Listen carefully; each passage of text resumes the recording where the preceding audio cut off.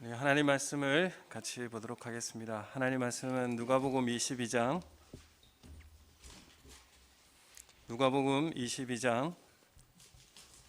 63절에서 23장 7절까지 말씀입니다.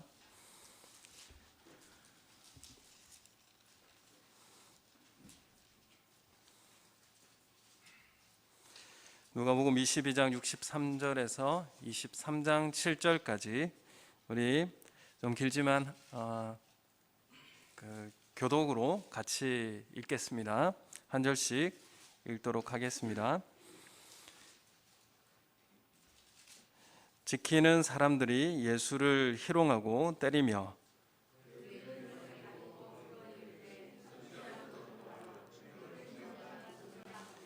이 외에도 많은 말로 욕하더라.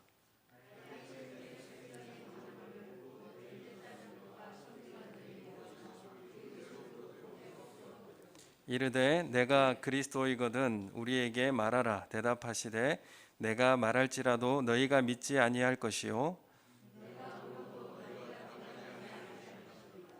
그러나 이제부터는 인자가 하나님의 권능의 우편에 앉아 있으리라 하시니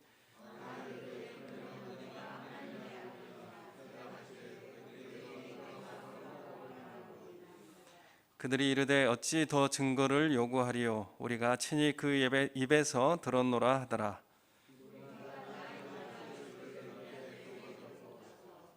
고발하여 이르되 우리가 이 사람을 보매 우리 백성을 미혹하고 가이사에게 세금 바치는 것을 금하며 자칭 왕 그리스도라 하더이다 하니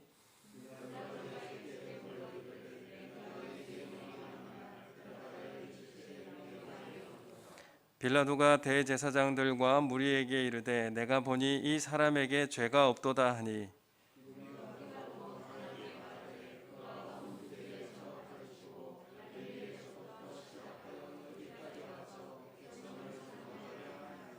빌라도가 듣고 그가 갈릴리 사람이냐 물어 헤롯의 관할에 속한 줄을 알고 헤롯에게 보내니 그때에 헤롯이 예루살렘에 있더라. 아멘. 우리 앞뒤 좌우에 계신 분하고 우리 다 같이 인사하겠습니다. 사랑합니다. 축복합니다. 우리 가정에서 예배 드리신 분들도 같이 서로 인사하시고 안아주시고 축복하시면 좋겠습니다. 감사합니다. 어느덧 한 해가 시작되어지고 또 한 해가 시작되어지면 고난주간이 다가오게 되고 부활절로부터 해서 한 해가 시작되어지고 있습니다. 여러분 우리는 예수 그리스도의 제자인가? 우리는 사실 삶마다 때마다 우리는 우리에게 물어보아야 하고 또 우리 삶을 점검해야 봐야 할 그런 잣대가 됩니다. 예수님 당시에서도 많은 사람들이 예수님을 따라다녔습니다. 그들 스스로가 예수님의 추종자라고 또는 제자라고 자부하면서 그렇게 다녔습니다. 오늘날에도 수많은 사람들이 예수님을 따라다닙니다. 따라다닌다는 말은 제자라는 말인데 제자는 예수님을 쫓는다, 따른다, 배운다 이런 의미가 있습니다. 그렇다면 모두가 예수님의 제자일까요? 교회는 모두 다 예수님의 제자일까? 우리는 다시 한번 생각해 볼 필요가 있습니다. 우리는 꼭 한번 하나님 앞에 서게 될 것입니다. 그때에 주님께서 너는 제자였느냐고 물으신다면 여러분 우리는 무슨 대답을 준비하고 있어야 하겠습니까? 여러분들에게 한번 질문을 하도록 하겠습니다. 여러분은 예수님을 만나셨습니까? 라고 질문하면 여러분들의 대답이 있으시겠죠. 또 한번 질문을 드리겠습니다. 여러분은 십자가의 예수님을 만나셨습니까? 여러분은 어떤 대답을 준비하고 계십니까?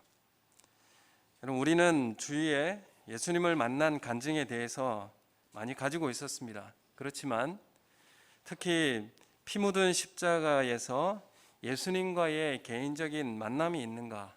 이것은 우리에게 너무나 중요한 일이라는 것을 우리에게 상기시킵니다. 십자가의 예수님의 죽음을 통해서 하나님을 가장 잘 알려주고 계시고, 또 피 묻은 십자가를 만나면 그럼 내 실체가 드러나게 되어 있습니다. 그래서 십자가의 예수님을 만나면 하나님을 가장 잘 알 수 있게 되고, 또 나의 실체를 정확하게 알게 되는 것입니다.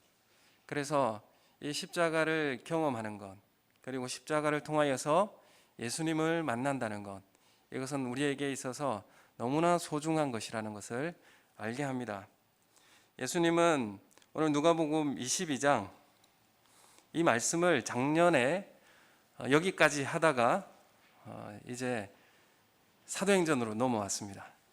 사도행전으로 넘어왔고, 다시 고난주간에 이 이후의 말씀을 하겠노라 하면서 제가 또 사도행전으로 넘어왔었는데 기억하시는지 모르겠습니다. 그래서 그 고난주간이 다가오니까 다시 누가복음으로 돌아오게 되었습니다. 앞서서 이 내용은 예수님께서 대제사장의 집에 밤중에 체포되셨습니다.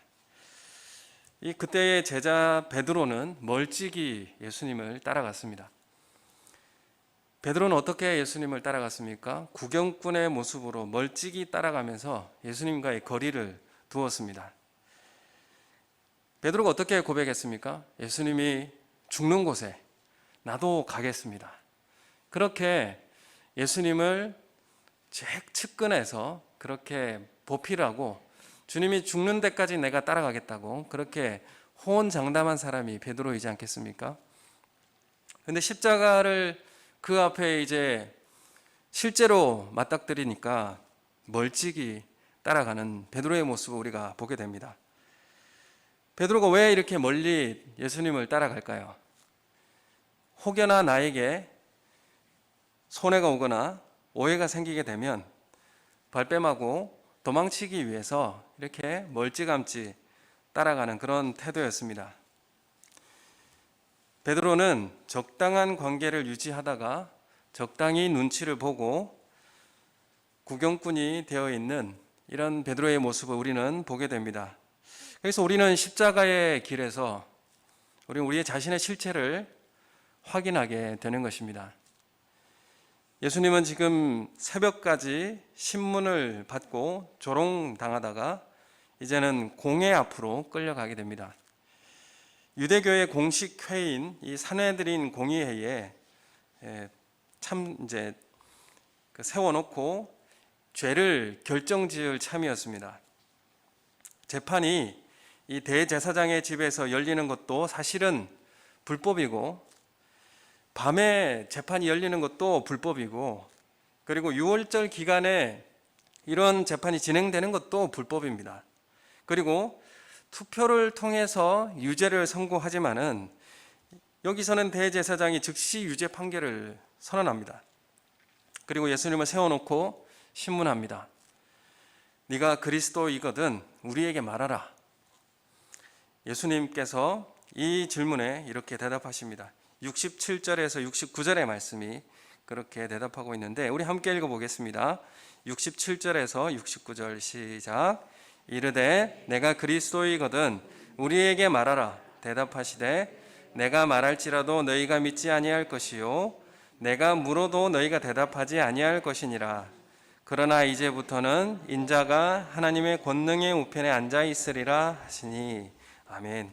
이 말씀을 하시는데 이 의미가 어떤 의미냐면 예수님께서 내가 그리스도라고 해도 너희가 믿지 않을 거고, 너희는 내가 메시아라고 말할 수도 없고 아니라고 주장할 수도 없을 거다. 지금 이렇게 예수님이 말씀하세요. 그리고 너희는 그러고도 대답하지도 않을 것이다. 그래서 예수님께서 직접 말씀을 하시는데 이제부터는 이렇게 말씀하시면서 이제부터는 인자가 하나님의 권능의 우편에 앉아 있으리라 이렇게 말씀하시는데 이 말이 어떤 의미냐면 이제부터라는 말은 곧입니다. 이제 곧. 그래서 인자라는 말을 또 예수님 하셨는데 다니엘 7장에 나오는 하나님의 우편에 앉게 되는 일이 발생하는 그 인자가 하나님의 우편에 앉게 되는 일을 이제 발생한다고 예수님께서 지금 말씀하고 계시는데 지금 인자가 하나님 우편에 앉는다는 말은 메시아로 취임하신다는 뜻입니다. 그래서 이제 곧 예수님은 메시아로 등극하실 것이다. 지금 이렇게 예수님 스스로 말씀하고 계십니다. 곧 이 메시아로 취임할 것인데 곧 무슨 일이 벌어집니까? 예수님은 십자가의 죽음을 경험하실 것이요 또 부활하실 것입니다. 그래서 예수님은 자신이 이 십자가를 통하여서 메시아 곧 그리스도시라는 것을 직접 밝히고 있는 것입니다. 그래서 십자가의 죽음과 부활을 통하여서 그리스도 되심을 선언하고 있는 것이죠. 70절의 말씀에 보면 공회원들이 예수님이 메시아라고 말하는 것을 듣고 질문합니다. 그러면 네가 하나님의 아들이냐? 이렇게 묻습니다. 그러니까 이 그리스도는 그들이 생각하기에 메시아는 하나님의 아들과 똑같은 말이었습니다. 메시아는 하나님의 아들이다. 그럼 하나님의 아들은 또 누구냐? 하나님입니다. 동격이에요. 아들과 아버지는 동격입니다. 그래서 하나님의 아들이 곧 하나님이라는 것을 이야기하고 있는데, 그러면 하나님께서 우리를 자녀로 삼으셨다라고 하면 그래서 동격이에요. 그래서 유대인들은 네가 그리스도냐? 그럼 네가 그리스도가 맞으면 네가 하나님 아들이냐? 그렇다라고 하면 너는 하나님이구나. 이렇게 이제 사고가 진전되는 것입니다. 그러니까 신성모독이 되는 것이죠. 그래서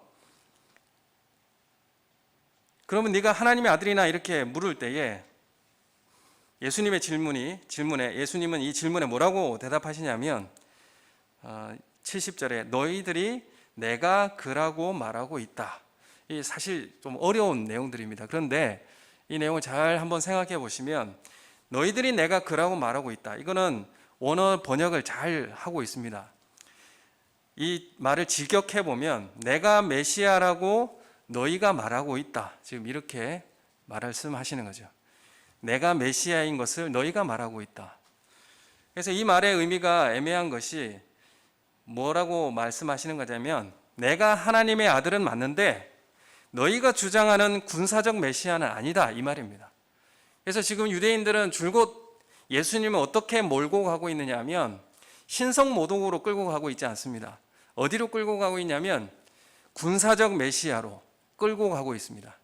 의도하여서 예수님을 군사적 메시아로 끌고 가고 있지 신성모독으로 끌고 가고 있지 않습니다.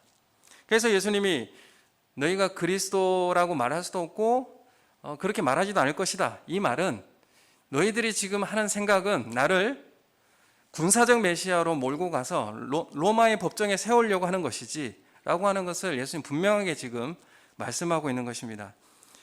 그래서 이 대답을 듣고 유대인들은 뭐라고 이야기하느냐 하면 어찌 더 증거를 요구하리요? 우리가 친히 그 입에서 들었다. 이렇게 말합니다.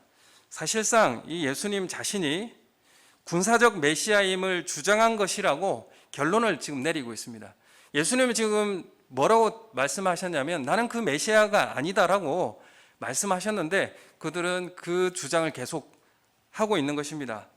그래서 유대교에서 최고 의결기관인 여기서 기소해서 죽이기 위해서는 신성모독으로 죽일 수 있지만 예수님의 대답을 통하여서 어디로 몰고 가고 있냐면 로마의 반역자로 지금 몰고 가고 있는 것입니다.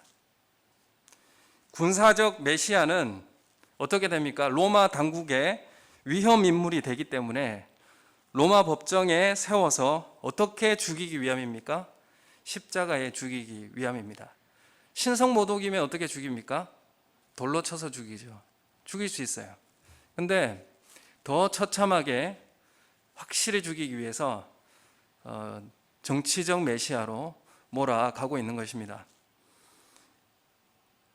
그리고 23장 1절에 보면 무리가 다 일어나서 예수를 빌라도에게 끌고 갑니다. 이제 정말 정치적 메시아로 몰고 가서 이제 빌라도 법정에까지 세우게 되는 것입니다. 그들은 새벽에 예수님을 불법으로 재판했고 예수님을 기소하고 당시 로마 제국의 총독으로서 유대 지방의 치안을 담당하고 있는 빌라도에게 넘겼습니다. 그들이 왜 이렇게 했는가? 예수님을 죽이기 위해서였습니다. 왜 하필이면 빌라도에게 끌고 갔는가?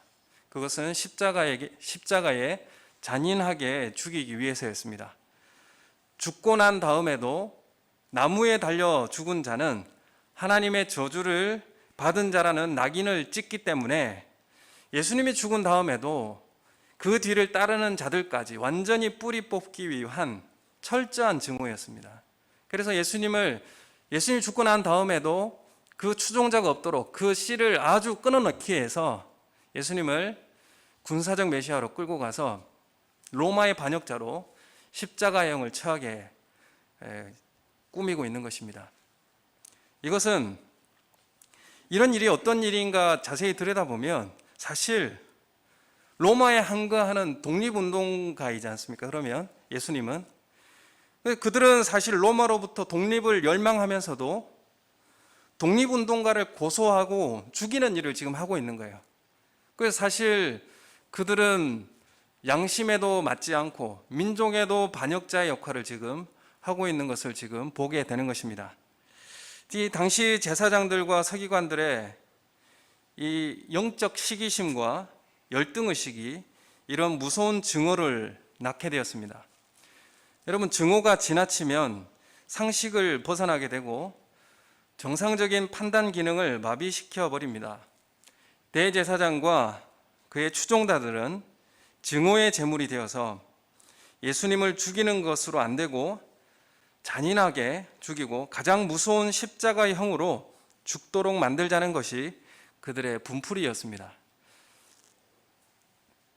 분노는 희생양을 찾게 되어 있고 또 그 사람의 분풀이를 하게 되어 있습니다. 그래서 그들이 빌라도를 찾은 것은 예수님을 가장 잔인하게 죽여서 없애자는 생각 때문이었습니다. 예수님을 비참하게 만들어서 자신들이 손상된 이 자존심을 회복하려고 하는 것입니다. 그래서 빌라도에게 예수님을 고발을 하는데 세 가지를 가지고 예수님을 고발을 합니다. 첫째는 우리 백성을 미혹했다.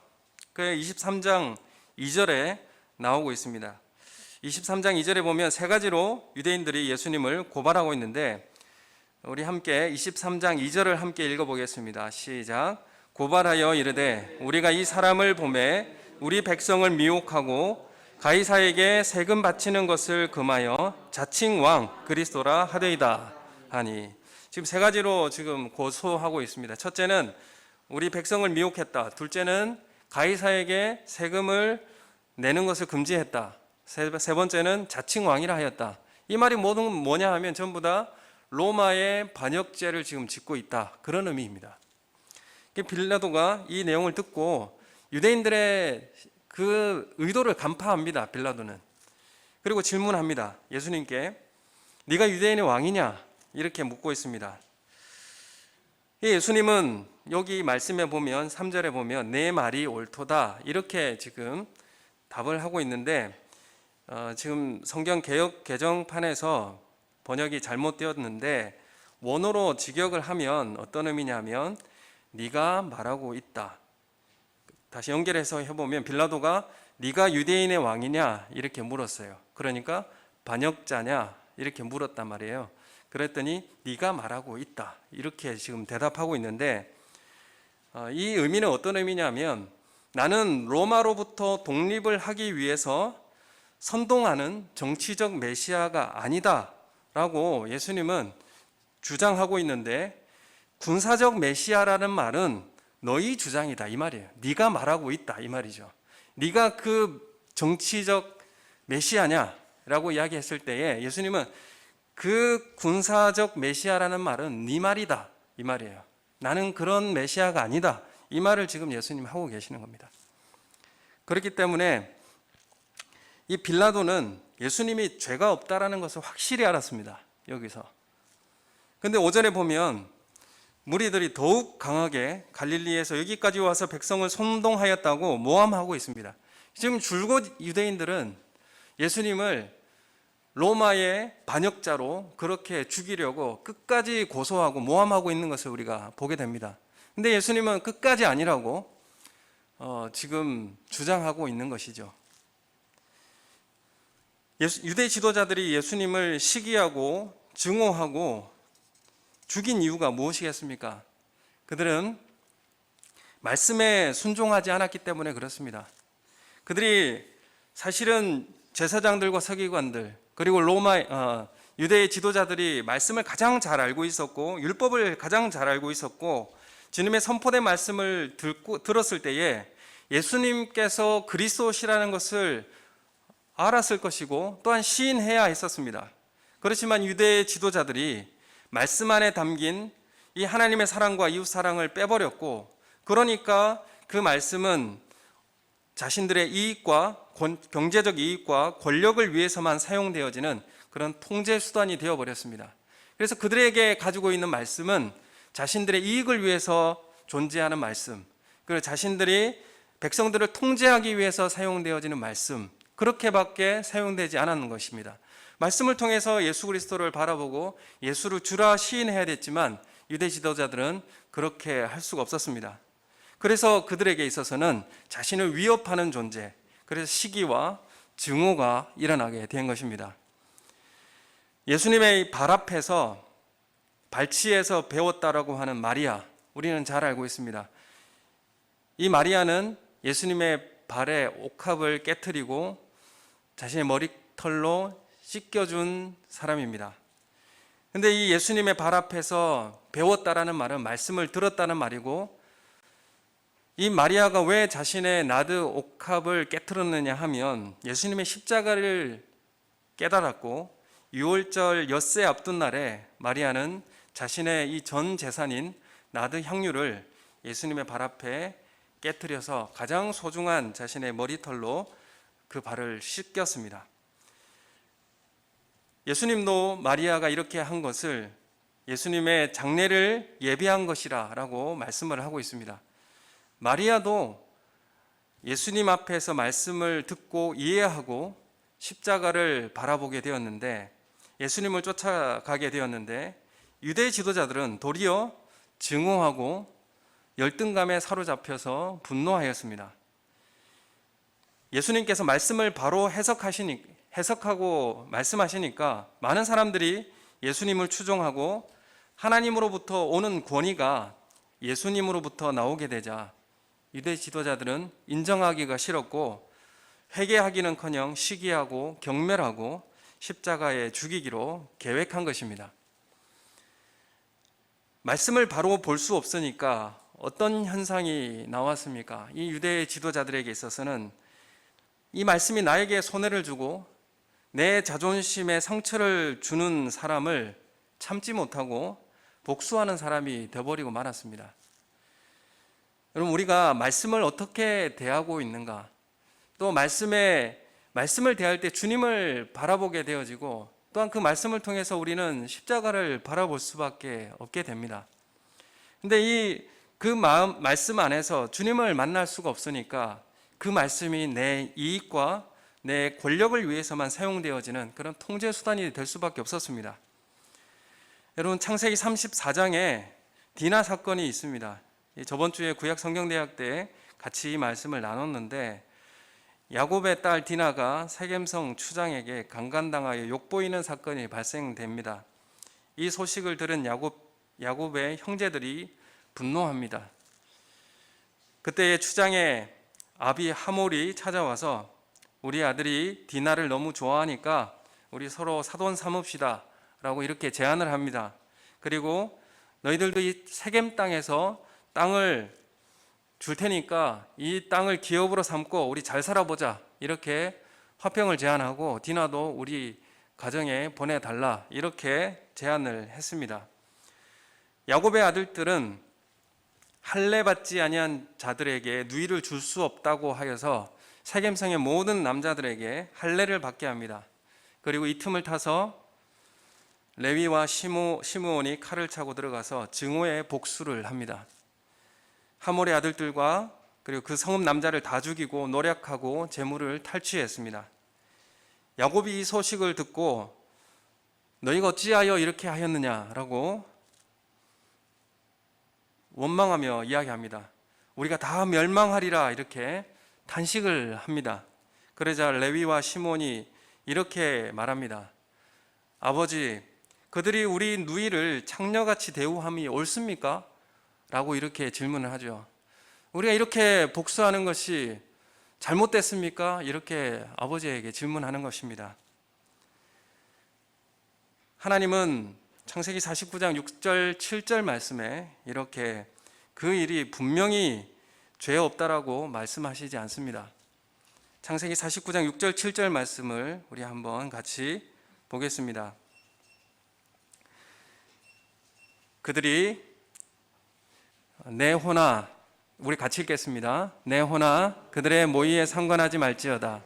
내 영광아 그들의 집회에 참여하지 말지어다. 그들이 그들의 분노대로 사람을 죽이고 그들의 혈기대로 소의 발목 힘줄을 끊었음이로다. 그 노여움이 혹독하니 저주를 받을 것이요 분기가 맹렬하니 저주를 받을 것이라. 내가 그들을 야곱 중에서 나누며 이스라엘 중에서 흩으리로다. 이렇게 하나님은 저주의 말씀을 선포하였습니다. 왜 이런 일이 벌어진 것입니까? 사실은 야곱이 하나님의 약속의 말씀을 외면했기 때문에 이 일이 일어난 것입니다. 베델에서 하나님께서 야곱에게 너와 함께 하시겠다는 약속을 해 주셨습니다. 그리고 야곱은 내가 다시 베델로 돌아올 때에 하나님 앞에 나를 평안히 돌아오게 할 때 하나님 앞에 11조를 드리겠습니다. 베델로 다시 돌아오겠습니다. 이 서약에 응답을 했어요. 하나님이 말씀하시고 또한 야곱은 거기에 대한 서약으로 하나님 앞에 응답했습니다. 그러면 다시 하나님 앞에 돌아오는 라반의 집에서 돌아올 때 세겜에 정착하면 안 되는 문제였죠. 베델로 갔어야 하는 일인데 세겜에 정착했을 때 이런 문제들이 발생했습니다. 세겜 땅이 좋아서 거기서 머물다가 이런 일을 겪게 된 것입니다. 여러분, 우리가 예수님을 바라보면 예수님은 아버지 하나님의 말씀에 끝까지 순종하셨고 그 길은 십자가의 길이었습니다. 예수님은 제자들에게 이렇게 말씀하십니다. 나를 따라오려거든 첫째는 자기를 부인하고 둘째는 날마다 제 십자가를 지고 따를 것이다. 이렇게 말씀하고 있습니다. 여러분, 자기를 부인한다는 것은 내 욕망과 탐욕을 꺾고 말씀에 순종하는 것입니다. 십자가형이라고 하는 것은 로마 정부에 복종한다는 상징적 행위입니다. 그래서 자신의 십자가를 처형의 장소까지 지고 갔습니다. 그래서 십자가를 진다는 것은 끝까지 하나님의 말씀에 순종하고 따르기로 서약하는 것입니다. 일회적인 것이 아니라 날마다입니다. 날마다 이 십자가를 기꺼이 지고 가겠다 결단하는 것입니다. 하나님과 야곱이 서약하여 결단한 것이죠. 베드로와 예수님이 서약하여 결단하는 것입니다. 왜 하나님은 이렇게 서약하며 결단하며 일을 하실까요? 여러분, 우리를 그런 고백을 받으시고 이 결심을 통해서 함께 일하고자 하십니다. 예수님은 이 말씀 따로 우리의 삶 따로가 아니라 예수님의 말씀과 하나님의 말씀과 이 말씀의 결심과 고백을 통해서 주님은 우리와 함께 일하십니다. 그리고 우리가 그 말씀에 순종할 때에 우리도 그 십자가의 길을 걸어가게 되는 것입니다. 우리가 말씀을 외면해버리면, 말씀을 따라가지 않으면 우리는 주님을 외면하는 것이 되고 베드로도 주님을 멀찍이 따라가듯이 우리도 그렇게 따라가는 모습이 될 수밖에 없습니다. 누가복음 6장 27절 28절 말씀을 우리 함께 읽겠습니다. 시작. 너희 원수를 사랑하며 너희를 미워하는 자를 선대하며 너희를 저주하는 자를 위하여 축복하며 너희를 모욕하는 자를 위하여 기도하라. 다시 읽어볼까요? 없다가 다시 살아났네. 27절부터 읽겠습니다. 시작. 너희 원수를 사랑하며 너희를 미워하는 자를 선대하며 너희를 저주하는 자를 위하여 축복하며 너희를 모욕하는 자를 위하여 기도하라. 6장 37절 같이 읽겠습니다. 시작. 비판하지 말라. 그리하면 너희가 비판을 받지 않을 것이요 정죄하지 말라. 그리하면 너희가 정죄를 받지 않을 것이요 용서하라. 그리하면 너희가 용서를 받을 것이요. 아멘. 아멘 하십니까? 우리가 말씀을 우리에게 주시고 이 말씀을 통한 우리의 고백과 결심을 통해서 주님 우리와 함께 그 길을 걸어가십니다. 누가복음 9장 26절 말씀 같이 읽겠습니다. 시작. 누구든지 나와 내 말을 부끄러워하면 인자도 자기와 아버지와 거룩한 천사들의 영광으로 올 때에 그 사람을 부끄러워하리라. 아멘. 여러분, 예수님을 따른다는 것은 그것은 십자가의 길을 따른다는 말이 되고, 그 말은 이 말씀을 받아들이고 이 말씀대로 살아가겠다라고 하는 결단이자 서약입니다. 여러분, 이 서약이 없이 어떻게 십자가의 길을 걸어간다고 이야기할 수 있겠습니까? 예수님은 말할 수 없는 죽음의 고통 가운데서도 하나님의 말씀을 자신의 기도로 삼았습니다. 마지막 십자가에서 자신의 극심한 고통 가운데서도 주님은 뭐라고 부르짖느냐 하면 나의 하나님, 나의 하나님 어찌하여 나를 버리시나이까, 이 말씀을 하시는데, 이 말씀은 무의식 중에 토해낸 그런 비명이 아니라 시편 22편 1절의 말씀입니다. 예수님은 끝까지 말씀을 하나님 앞에 올려드리고 그 혼절하는 고통 속에서도 그 입술에는 하나님의 말씀을 토해내었습니다. 여러분, 그래서 예수님은 말씀의 변함없는 충성으로 우리에게 사랑을 보여주신 것입니다. 이게 바로 예수 그리스도의 사랑입니다. 예수님은 우리를 위하여서 그 말씀을 끝까지 지키셨고 그 말씀에 충성된 일꾼이셨습니다. 우리도 예수님의 뒤를 따라간다면, 예수님의 띠를 배운다면, 제자라고 하면, 그 예수님의 사랑을 받아 우리가 생명을 얻었다면 우리도 주님과 같이 가야 하는 것이 그게 제자의 길이라고 말씀하고 있는 것입니다. 여러분, 우리가 이 사랑을 받아 엄청난 수혜를 누린 우리가 이 말씀을 따라가야 하지 않겠습니까? 이 말씀에 순종해야 하지 않겠습니까? 누가복음 8장 21절 말씀에 이렇게 예수님 말씀합니다. 같이 읽겠습니다. 시작. 예수께서 대답하여 이르시되 내 어머니와 내 동생들은 곧 하나님의 말씀을 듣고 행하는 이 사람들이라 하시니라. 아멘. 여러분 주님에게 있어서 이 십자가의 기간은 가장 말씀을 순종하고 따라가는 그 길이 가장 외로웠던 기간이었고, 또 이 주님께서 이 말씀을 따라 행하는 이 기간은 고난의 시간이어서 누군가가 정말 간절히 그리웠던 고독한 시간이었을 것입니다. 여러분, 우리가 평소에는 우리의 신앙이 모두 다 훌륭해 보입니다. 그렇지만 위기가 올 때, 그때 우리는 십자가 앞에서 말씀 앞에 설 때에 우리는 우리의 실체를 확인할 수밖에 없게 됩니다. 여러분, 우리가 깨어서 말씀에 순종하시고 기꺼이 이 고난의 기간 동안에, 주님이 십자가를 지신 이 기간 동안에 기꺼이 우리의 삶도 십자가의 길을 따라가는 제자의 길을 걷기를 소원하시는 우리 성도님들 되시기를 예수님의 이름으로 축원합니다. 우리 함께 기도하기 원합니다.